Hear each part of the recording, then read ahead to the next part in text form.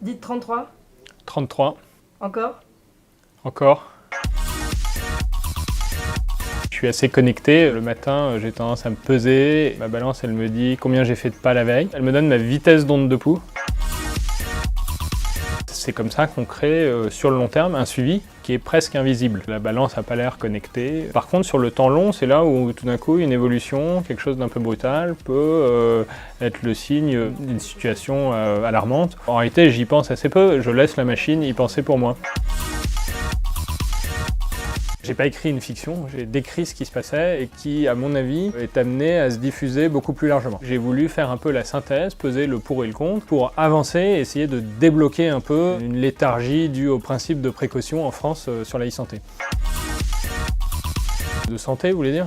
C'est une très bonne question parce que ça illustre le fait que je puisse décider, oui ou non, de vous répondre. J'ai pas d'antécédents de santé grave. Je pense que si j'avais une maladie chronique grave, je me dirais c'est pas forcément le meilleur endroit pour en parler. Le premier réflexe des professionnels, ça a été de dire c'est du gadget, ça ne sert à rien, on s'en fiche du nombre de pas, etc.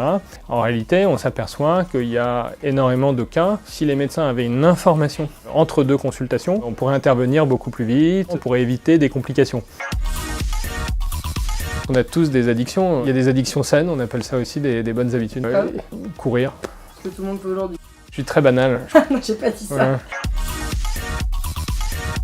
Combler quelques retards sur la prévention, sur l'usage des outils de e-santé pour combler les déserts médicaux, sur le fait de rémunérer sur objectif et sur forfait le suivi des maladies chroniques.